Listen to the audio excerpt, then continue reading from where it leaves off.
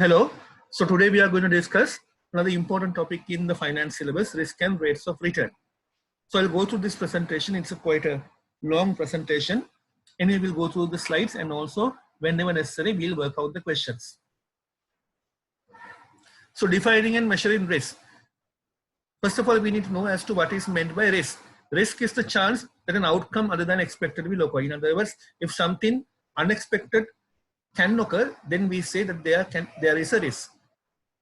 So how do we measure the risk? Probability distribution is a listing of all possible outcomes, the probability assigned to each. So to measure the risk, we normally calculate the expected values. In order to calculate the expected values, we identify different outcomes by assigning probabilities. Based on the outcomes and probabilities, we calculate the expected values. So if you take this example, there are two outcomes, raining or not raining. So if the probability of raining is 40% or 0.4, obviously the probability of not raining is the remaining 60%, because the total should equal to 100% or 1. If you look at this example, here we are given information about two companies, Martin Products and US Electric. We are given information, in other words, rates of return of these two companies for three different economic situations. So the economic situations are either a boom, the normal period, or the recession period. So the probability assigned for the boom period is 20% or 0.2, for the normal period 0.5, for the recession 0.3, sum of the probabilities equal to 1. And for each of the economic situation, we are given the rates of return of the two companies. In Martin Products, for example, when the economy is booming, rate is 110%. In US Electric, rate is 20%. Likewise, we are given rates of return for all three economic situations. So here we can calculate the expected value. I can work out here in Microsoft Excel.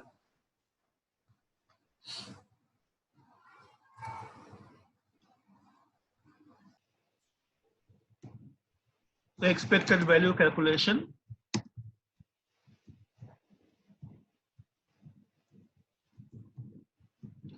Economic status, probability, and I can say first company is Martin Products. MP, percentages mean rate of return. Then US Electric, again the percentages mean rates of returns. So the three economic status are boom, normal period, and the recession. Probabilities 20%, 50%, and 30%.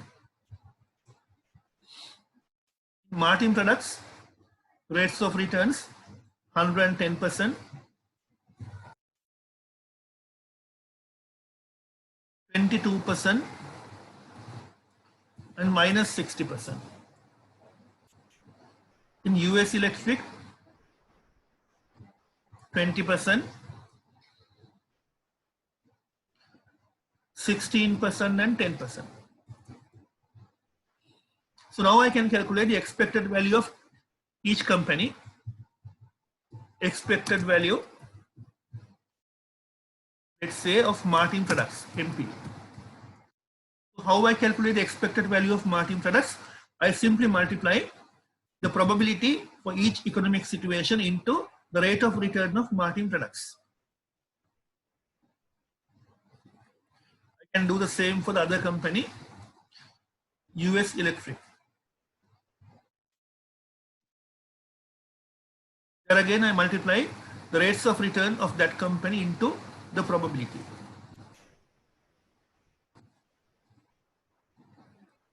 After this, I can take the total to calculate the expected value of each company. You can see the expected value of both companies is equal. The expected value of both companies is equal, that is 15% or 0.15. But you can see in the first company, in other words, in Martin Products, the expected value varies a lot.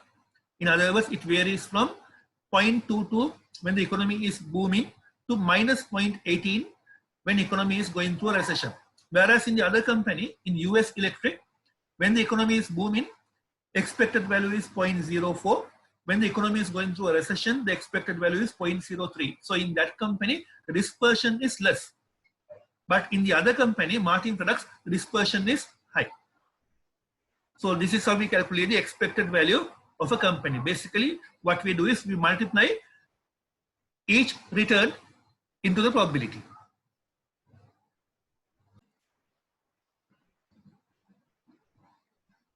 So expected rate of return, it says the rate of return expected to be realized from an investment over a long period of time.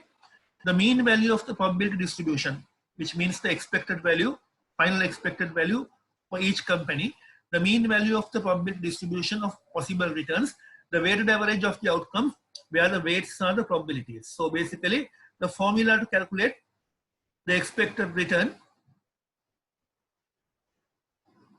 is this. Expected return or X bar, expected return, normally we denote by X bar. So X bar equal sigma individual X. Individual, here the return is denoted by, in this formula, return is denoted by R. So individual R, Ri means individual R, that into, for that particular return, the probability allocated. In other words, in our previous example, you have seen when the economy is booming, the probability was 20%. And when the economy was booming, in Martin Products, you can see here, when the economy was booming, the probability was 20%. And the rate of return of Martin Product was 110%. So basically what we do here is, I'll go back to the Excel working.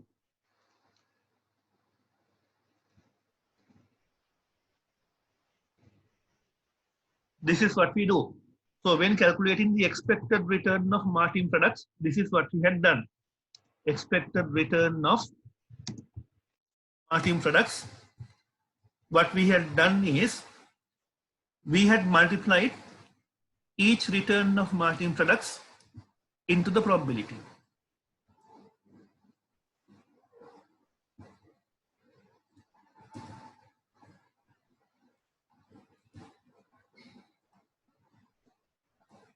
So this is how we have obtained that 15%. So I can write this formula as a formula. I can expected return. This is the formula that I'm going to write here for you to understand. Expected return equals sum of individual return, into probability for each return. Probability for each return. Sum of individual return. Now say for example, in Martin Products, when the economy is booming, return is 110%, that into the probability. Likewise, we are taking the total of all returns into individual probabilities. So sum of individual return into probability of each return, that is expected return. Normally we denote expected return by X bar. I'll go back to this. So X bar, or we can also say R bar. So normally this is how we denote expected return, either R bar or X bar.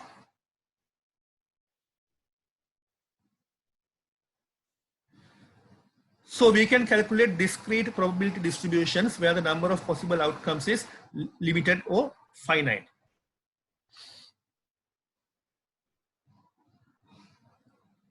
So this is what I have explained earlier. In both companies, Martin Products and US Electric, as you can see, expected return is 15%, but in Martin Products compared to US Electric, dispersion is high. In other words, when the economy is booming, in Martin Products, you can go back to the details in the question. When the economy is booming in Martin Products, rate of return is 110%. When the economy is going through a recession, it is minus 60%. So there is a great disparity, great dispersion in the returns in Martin Products.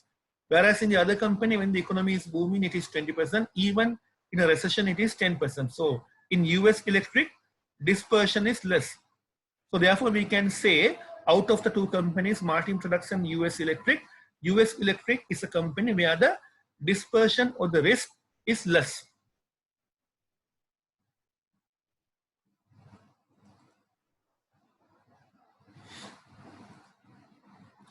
Right. So now we'll come to the method of measuring risk. We measure risk through a measurement called standard deviation. Now what you need to understand is this is a statistical measure, standard deviation. Standard deviation is the square root of variance. In other words, if you want to first calculate standard deviation, you have to first calculate something called variance. So let's see how to calculate standard deviation and also before that variance. So let's move into Excel again.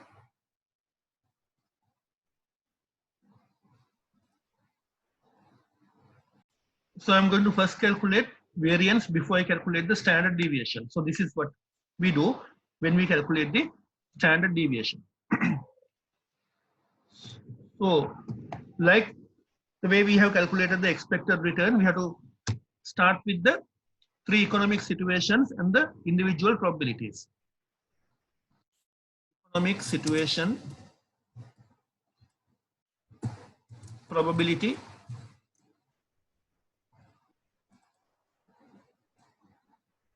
economic situation, then probability.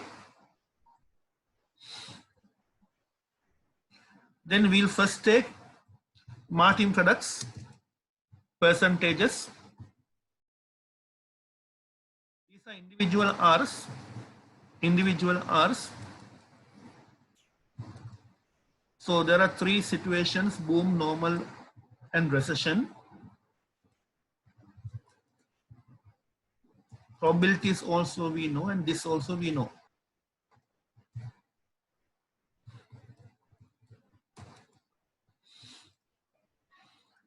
Then we know for Martin products the expected return. Expected return. Expected return of Martin products is 15%.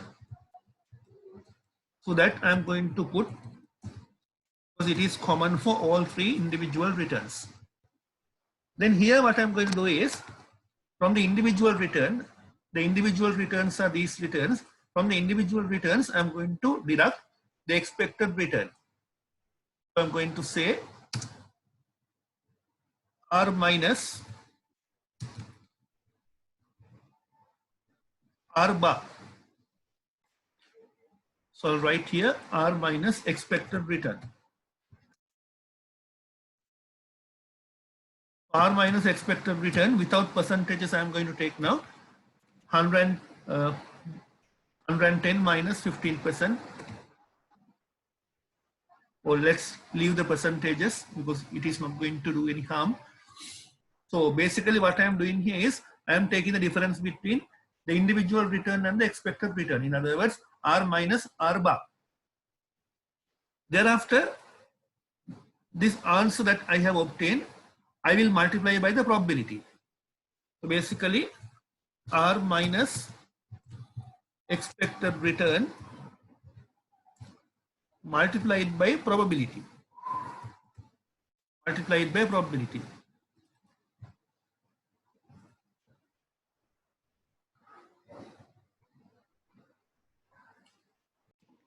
Before that, we'll have to do a small adjustment here.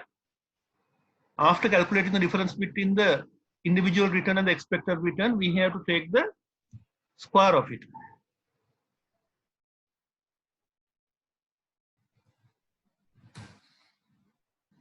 R minus X bar squared. So already we have the answers for R minus expected return.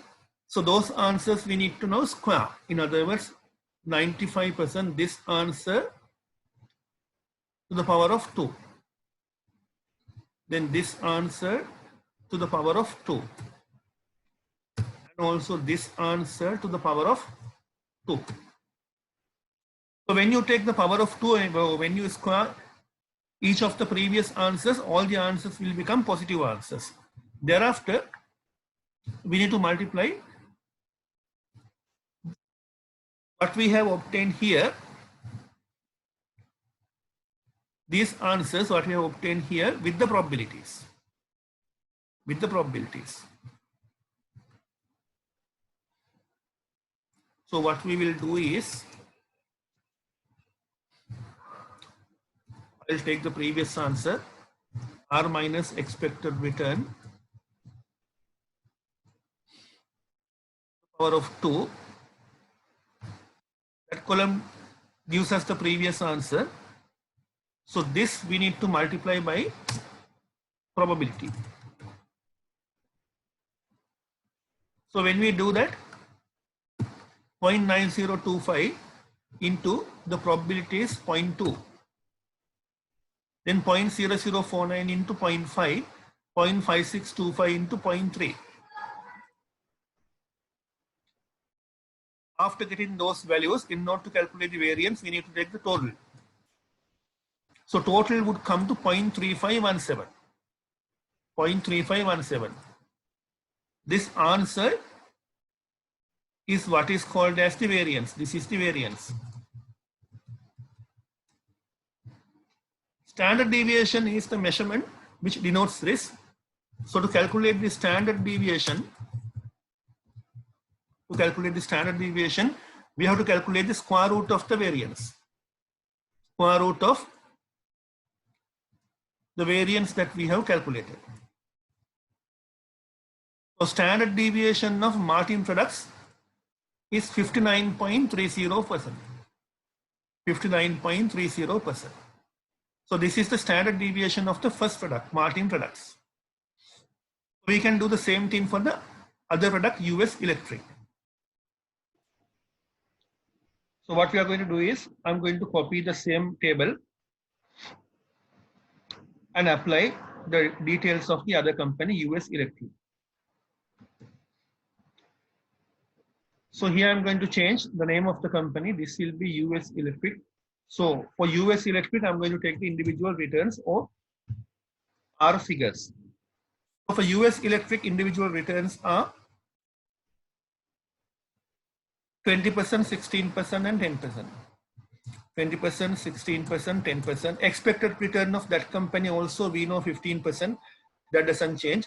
So R minus expected return, already we have got the answers. So R minus expected return, then we square that. Those answers have also come since we're doing the question in Excel. Automatically those answers have come. So thereafter, those answers or the answers in this column, we multiply by the probabilities. Those answers have also come.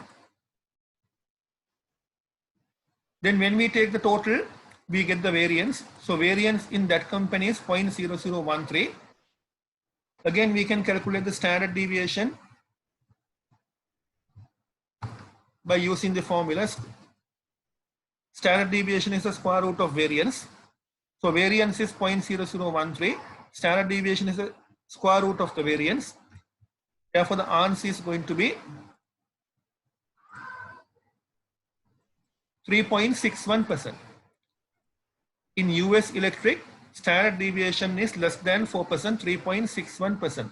Therefore, as we have discussed earlier, out of the two companies, Martin Products and US Electric, the risk is more in Martin Products. In other words, the dispersion of the returns is higher in Martin Products. Therefore, there's a greater standard deviation in Martin Products compared to US Electric. That is what we have proved here.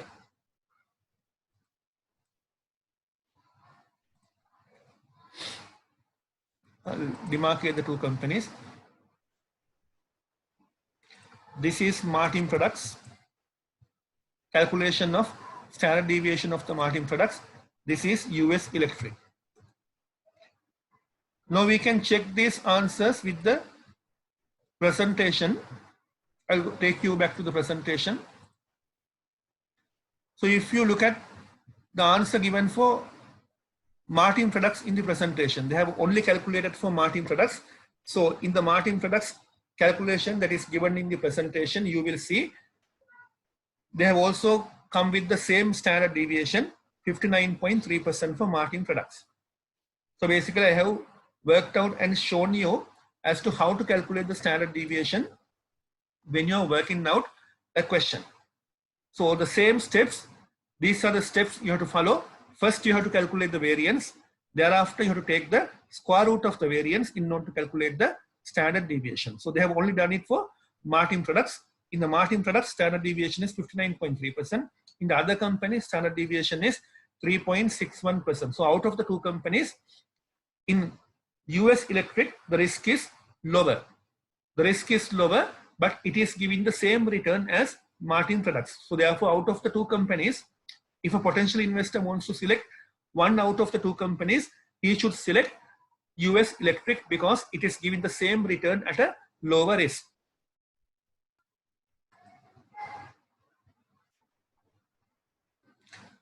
Right. So coefficient of variation. So this is exactly how a potential investor should look at the two investments. Let's calculate the coefficient of variation.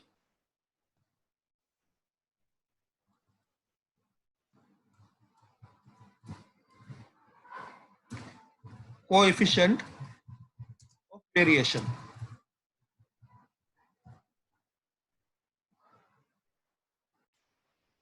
So we have two companies,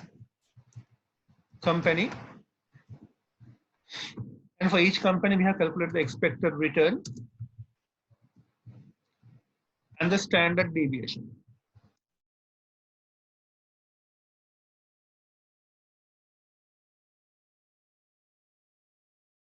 So based on the expected return and the standard deviation, we can calculate the coefficient of variation, which we call as CV. So Martin Products and US Electric. So in both companies, expected return is 15%. Standard deviation of Martin Products 59.3%. Standard deviation of US Electric 3.61%. So coefficient of variation is risk divided by the expected return. In other words, standard deviation divided by expected return. So I can calculate the same for the two companies.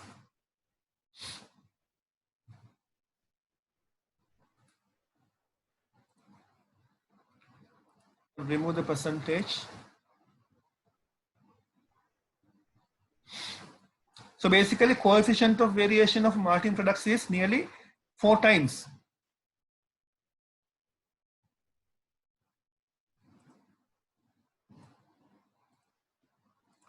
Nearly 4 times, and that of the other company, US Electric, is 0.24 times.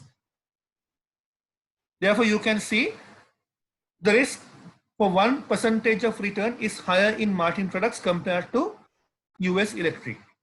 Coefficient of variation represents risk for 1% of return.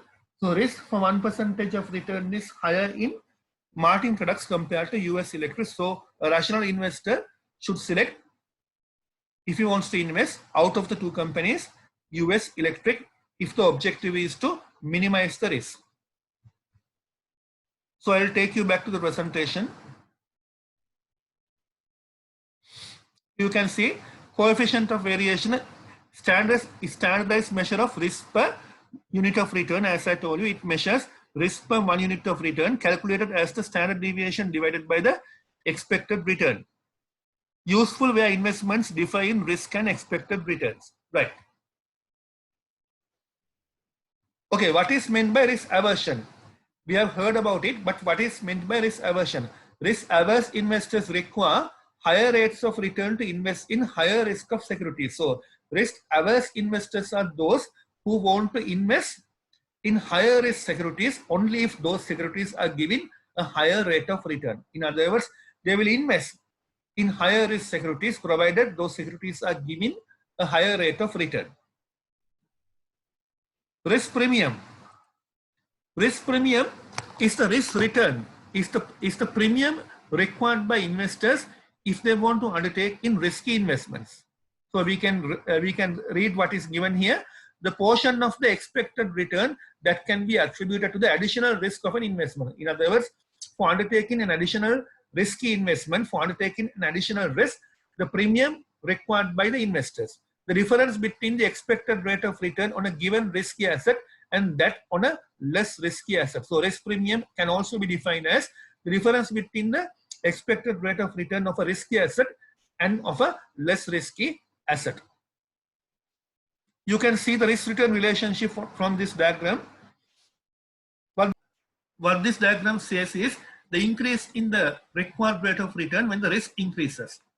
X-axis represents the risk undertaken, Y-axis represents the return required. So you can see when the risk increases, required return also increases. Now here in this diagram, I want you to focus on the required rate of return when there is no risk. When there is no risk, there's a required rate of return which we call as RRF. R means the required rate of return. RRF means it is the required rate of return for zero risk or risk-free rate of return.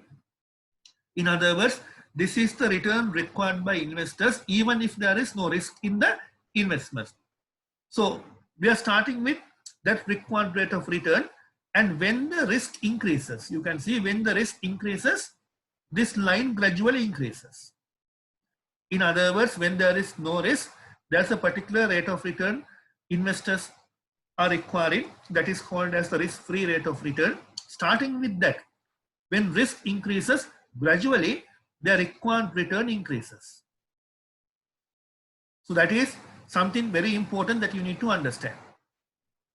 So if you take this required rate of return, this total required rate of return, this required rate of return comprises of two components. This blue part is the risk. This red part is the risk premium. So I repeat, this blue part is the risk-free rate of return. This blue part is the risk-free rate of return. This red part is the risk premium. In other words, when there is no risk, there's a particular rate of return that investors are requiring, that is called risk-free rate of return. So that area is represented by the blue part. So blue part indicates the risk-free rate of return. Red part indicates the risk premium. So the total return comprises of those two components. Red part, which is the risk premium as the risk increases, and the blue part is the risk-free, which is constant. Right. So now moving to the calculation of return and risk of a portfolio. Now a portfolio means a collection of investment securities. In other words, if you have more than one investment, now for study purpose, we are only taking a portfolio of two securities. In other words, we are assuming that we have two investments rather than one investment. In other words, if you have more than one investment, it is called as a portfolio. So in a portfolio, now we have to see as to how to calculate the expected return like we had done for an individual investment, and how to calculate the portfolio risk. So portfolio risk, as you can see here, portfolio risk is R bar of the portfolio. That is how we denote that. That is calculated by taking the individual returns, the individual expected returns of each investment into the weightage of each investment. W here represents the weightage of investment in each investment or in each security that we multiply by the expected return of each investment. So that is how we calculate the expected return of the portfolio. So we'll see how this is done when we do a question. So when we move into calculate the portfolio risk, which is the standard deviation of the portfolio, there is something that all of you need to understand, that portfolio risk is affected by something called correlation coefficient. It is not probability here, although it looks like P, it is correlation coefficient. It is the degree of relationship between two variables. Now say for example, if there are two investments, correlation coefficient measures the degree of relationship between these two investments. Sometimes the degree of relationship or the relationship between two investments can be positive, negative, or it may be equal to 1. Portfolio risk can be minimized or can bring down if the relationship between two investments or two variables are negative. In other words, if two investments or if two securities are negatively related, then the portfolio risk can be brought down. So we'll read what is given here. It is the measure of the degree of relationship between two variables. Positively correlated stocks have rates of return that move in the same direction. Negatively correlated stocks have rates of return which move in the opposite direction. So if you want to minimize the risk of the portfolio or the standard deviation of the portfolio, you need to combine investments which are negatively correlated. If you have investments which are moving in the same direction, then the portfolio risk can never be minimized. So if you want to minimize, remember, if you want to minimize the portfolio risk, you need to combine investments which are negatively correlated. So risk reduction. Combining stocks which are not perfectly positively correlated will reduce the portfolio risk through diversification. The riskiness of a portfolio is reduced as the number of stocks in the portfolio increases.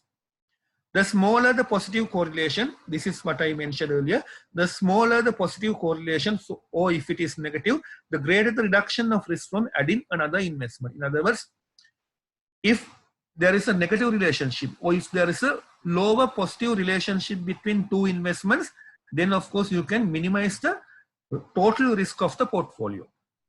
This is what is meant by portfolio risk reduction. So remember always, if you want to minimize the risk of a portfolio, you have to combine investments which are either negatively correlated or have a correlation which is less than 1, or it can be a positive correlation, but it has to be less than 1. If it is +1, then of course there is no risk reduction. If you want to reduce the risk by combining two investments through a portfolio, you have to select two investments of which the correlation coefficient is less than 1. So we'll discuss some of the questions with regard to portfolio return and portfolio risk in the tutorials, not immediately, but little later, maybe in another video lesson. Okay, now when it comes to risk reduction through a portfolio, what you have to understand is the nature of risk. There are two types of risk. One type of a risk is called as firm specific risk. Other risk type is called as market risk. Now, what is meant by firm specific risk? As the words say, firm specific risk are the risks which are specific for a particular company. In other words, there may be certain risks which are specific or which can be attributed to the nature of operations in a particular company. Such risks are called as firm specific risk, and these are the risks which you can diversify or which you can minimize if you can combine this investment with a investment which is negatively correlated with this company. So the presentation says that part of a securities risk associated with random outcomes generated by events or behaviors specific to the firm, it can be eliminated through proper diversification. So as I told you, these risks, firm specific risk, can be minimized or can be eliminated if you can combine this investment or this company's shares with the shares of another company which is negatively correlated. In addition to firm specific risk, now earlier we talked about the firm specific risk, those are the risks specific to individual companies, but in addition to those specific risks, there can be common risks. So those common risks we call as market risk.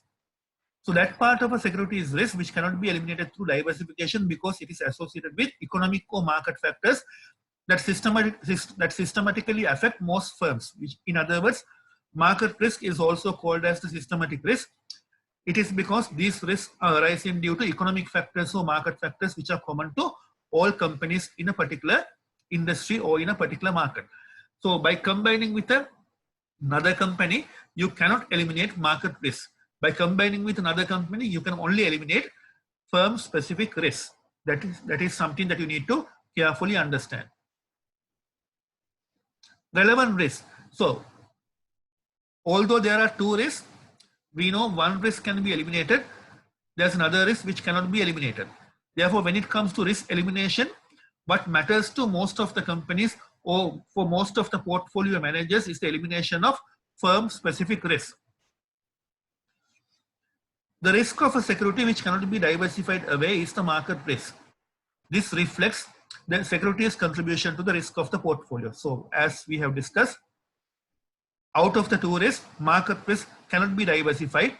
Systematic firm specific risk can be diversified if you are careful and if you are intelligent to combine with another company which is negatively correlated. So the risk which cannot be diversified is the market risk.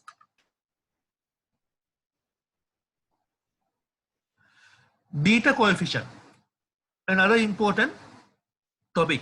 Now, beta is a measure of the extent to which the returns on a given stock move with the stock market. In other words, beta coefficient of a particular security measures to what extent the return of that particular investment move with the market return. Now, in certain cases, the return of a particular share might move 100% with the market return. If it is the case, in that particular security, beta factor would be 1. In some cases, in a particular stock, return might move 50% when the market return moves 100%. In other words, when the market return moves by 10%, in a particular company, stock might move by 5%. If it is the case, we say in that company, it has a beta of 0.5. So beta is always a measure which calculates to what extent the return of a particular company moves with the stock market. So you can see beta of 0.5, which means stock is only half as volatile or risky as the average stock. Beta sometimes can be 1, which means the return of the stock will move in the same direction. It will move by the same percentage the stock market moves. If beta is 2, it means the risk is very high. If something happens in the market, if market return, let's say, drops by 5%, in this particular investment, the return, if the market return, let's say, drops by 5%, when there's a beta of 5, when there's a beta of 2, if the market return drops by 5%, in a particular company, the return can drop by 10%, since it has twice the risk. So that is what is meant by beta coefficient. So we can calculate the beta factor of a portfolio. As you know, in a portfolio, we have more than one investment. So we can calculate the total beta of the portfolio by taking the beta factor of individual return into the weightage of each return. So as you can see in the formula, sigma means the sum. So basically it has taken a total of beta factor of each investment. Beta factor of each investment represents to what extent the return of that investment moves with the stock market return. So we take the beta factor of each investment into the weightage, the amount that we have invested in each investment. So weightage of each investment into the beta factor of each investment will help us to calculate the total beta of the portfolio. In other words, individual beta factor into the weightage of each investment, we multiply and then take the total.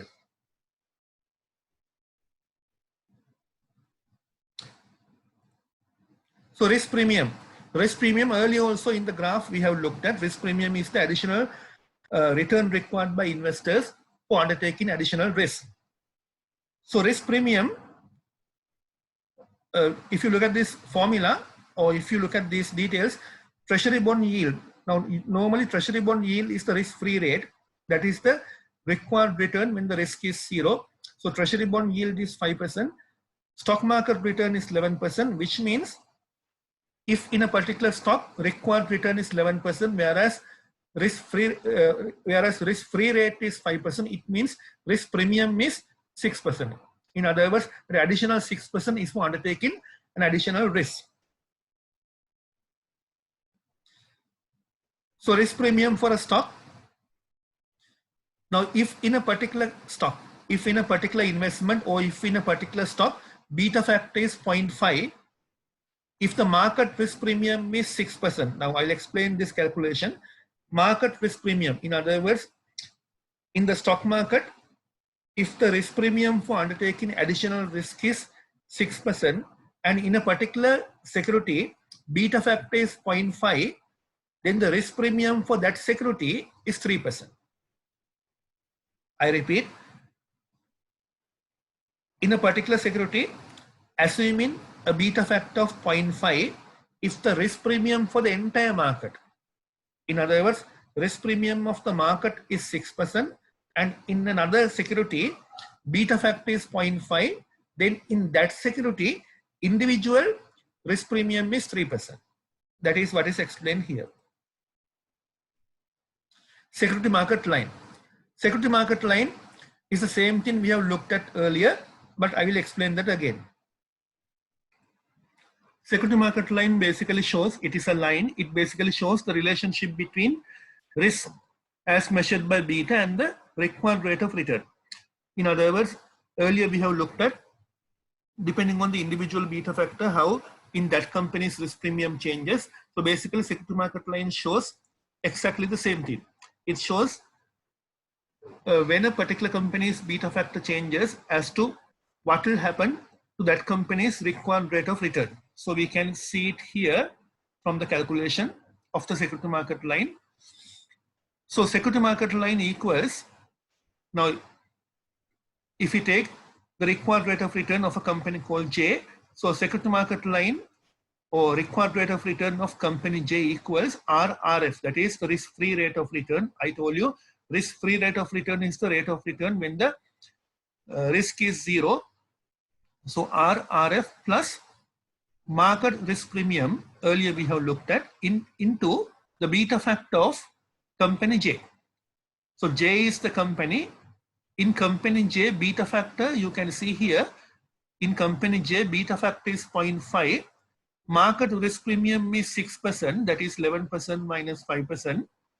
So with a beta factor of 0.5 for the risk premium of 6%, additional risk premium for this particular stock or company J is 3%.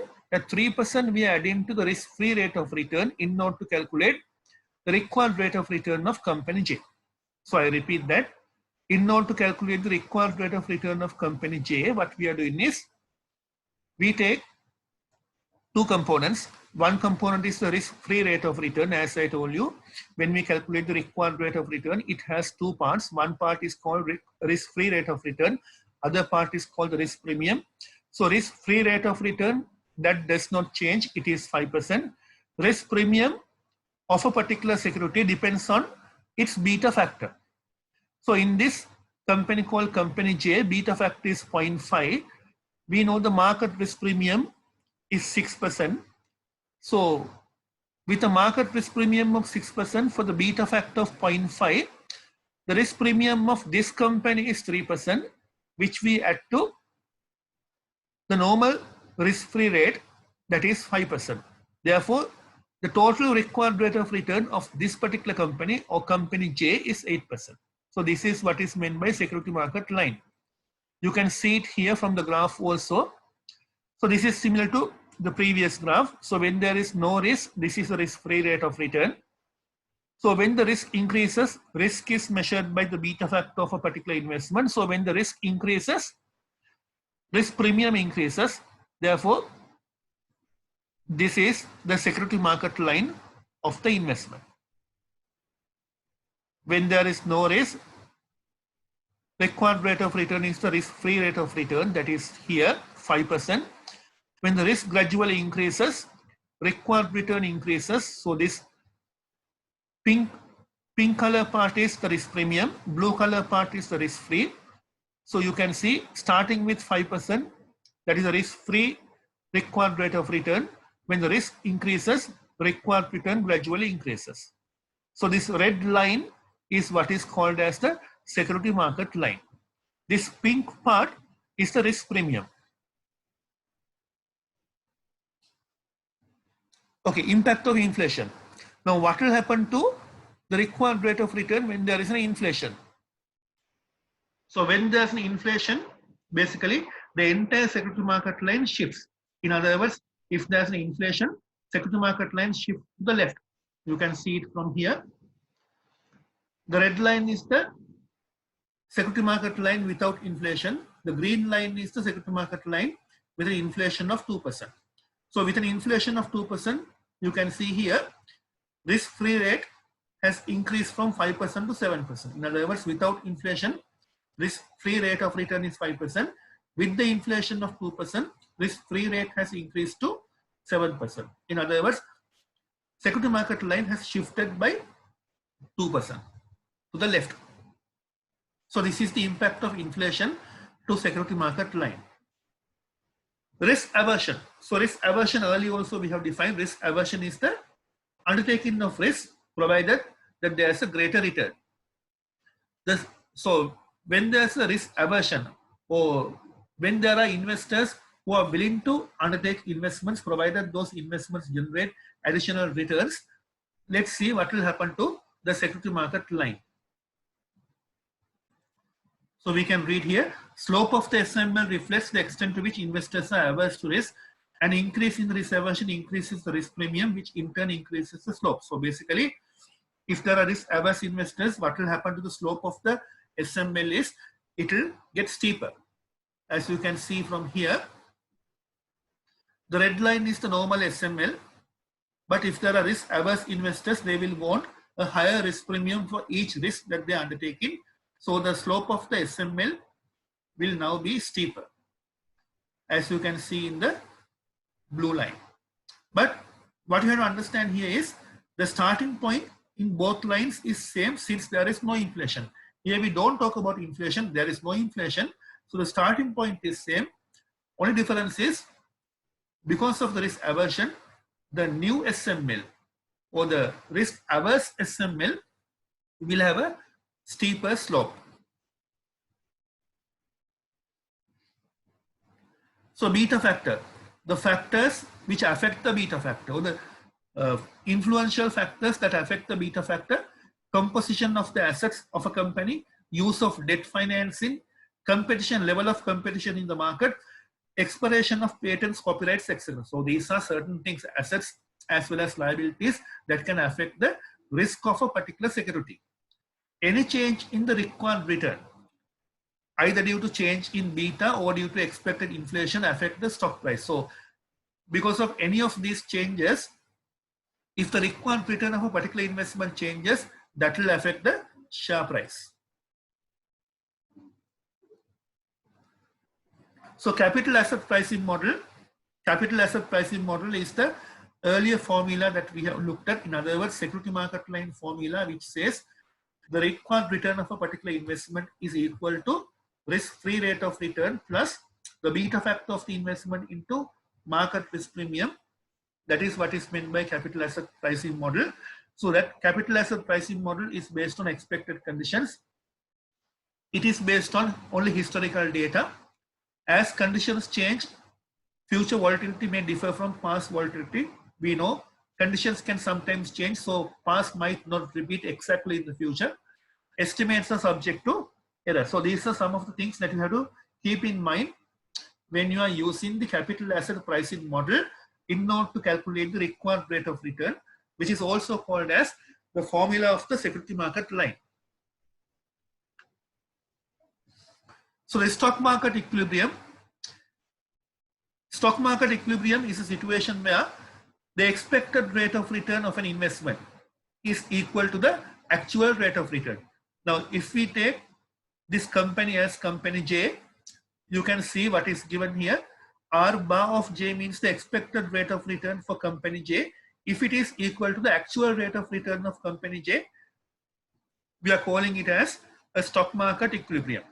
Then the actual market price will be same as the intrinsic value of the company. Intrinsic value is based on the expected rate of return. So if the intrinsic value is same as the actual market price, we say the market is at the equilibrium. So stock prices are not constant. So these are the reasons why stock prices can change. Stock prices are not constant due to changes in risk-free. So if there's a change in the risk-free rate of return, required return will change and the stock price will change. If there's a change in the market risk premium, again the required return will change, stock price will change. If there's a change in the beta factor, again the required return will change and the stock price will change. If there's a change in the expected growth rate, let's say in dividends, then future cash flows will change and the stock price will change. So these are the reasons why stock prices can change. So physical assets versus securities. A physical asset is an asset which can be touched or which can be felt, or these assets we also call as tangible assets. So riskiness of a physical asset is only relevant in terms of its effect on the stock's risk. In other words, we say a physical asset has a risk by looking at the impact of that risk to the risk of the company's shares. So there are different, to sum up, there are two types of risk. One risk is called the systematic risk. Systematic risks, as we know, are common to all companies. These risks cannot be diversified or cannot be eliminated. These are also called as market risks. So what are these risks? Interest rate risk, risk due to changes in interest rate, inflation risk, common for all companies, maturity risk, liquidity risk, exchange rate risk, political risk. So these risks are common to all companies. So therefore, these risks cannot be diversified. That is why we call these risks as systematic risk or market risk. Unsystematic risks are the risks that can be diversified or firm-specific risks such as business risk, financial risk, default risk, etc. So combined risk is the total of both systematic and unsystematic risk. Combined risk is what is called as the corporate risk. So with this, we complete that presentation. I will move into the next presentation also. At least I will try to cover a part of the next presentation, which is cost of capital. So this is the next presentation on the cost of capital. So cost of capital means cost of different types of capitals. In other words, we have different capitals such as ordinary share capital, preference share capital, debt capital, etc. So all these capitals come with the cost. So cost of these capitals is what is called as the cost of capital. So I'll read what is given here. The firm's required rate of return, the firm's average cost of funds, which is the average return required by firm's investors. So here it talks about the weighted average cost of capital. We'll move into that later, but before understanding the weighted average cost of capital, we need to understand the cost of each individual capital. So weighted average cost of capital is kind of the weighted average cost of capital of the company. In other words, here we need to consider all types of capitals and the individual costs and also the amount invested in each capital. So by considering the amount invested in each capital and the individual cost, we can calculate the weighted average cost of capital. Okay, there are different cost of capitals, as I told you. RD means before tax cost of debt. R means always a required rate of return of cost. So RD means before tax cost of debt. RD 1 minus T means after tax cost of debt, which means on debt financing or on debt capital, we can save taxes. In other words, there's a tax saving due to interest on debt capital. Therefore, normally we calculate with regard to cost of debt after tax cost of debt, or RD 1 minus T. Then we can calculate cost of preference shares, RPS. Then we can calculate cost of retained earnings or cost of existing shares, RS. Also, we can calculate the cost of new shares, RE. So weighted average cost of capital is what I have explained earlier. It is the weighted average of all the cost of capitals. Here we consider not only the weightages, which means the values of each capital, but also the individual cost. So marginal cost of capital is the change in the weighted average cost of capital due to additional capital. Always the word marginal means something additional. So marginal cost of capital means the change or the increase in the weighted average cost due to additional capital. So after tax cost of debt, how we calculate after tax cost of debt? We take before tax cost of debt. From that, we take 1 minus T. So before tax cost of debt, which is RD, into 1 minus T is after tax cost of debt. So cost of preference shares, how we calculate? RPS equal DPS, that is dividends for preference shares, divided by net price. Net price means NP. So what do you mean by net price? Price of preference share minus flotation cost. In other words, if you have incurred a particular cost to issue preference shares, those costs we need to deduct from the issue price. So I repeat, RPS or cost of preference shares is dividend of preference shares divided by net price. Net price means price minus flotation cost. So return earnings or existing ordinary shares, how we calculate RS? RS is comprising of two components. Dividend yield we know how to calculate. Dividend yield is next year's dividend over price plus G. G means capital gain. So RS comprises of two components. I repeat, dividend yield, which is calculated as next year's dividend over the current price, plus capital gain. Capital gain is represented by growth rate or G. So the same we can interpret as RS. A little while earlier I said RS has two components, RRF plus the risk premium. So RS equals RRF plus risk premium, which is what we had learned earlier. The same thing can be expressed as dividend yield. Dividend yield is B1 over P0 plus capital gain. Capital gain is represented by G. So this we have learned in the previous video lesson, if you remember. Capital gain plus dividend yield as equal to RS, we have learned in the previous video lesson. So in the current video lesson, we learned RS equals RF, RRF, and the risk premium. So in this video lesson, we have learned RS as RRF and the risk premium. In the previous video lesson, we learned RS as dividend yield, which is B1 over P0 plus the capital gain. So both are equal. We can calculate the cost of retained earnings using three models. We can make use of capital asset pricing model, which we have discussed earlier. Also, based on discounted cash flows, we can calculate the retained earnings. Sorry, we can calculate the cost of retained earnings. Also, we can estimate the cost of retained earnings by adding a risk premium for the bond return.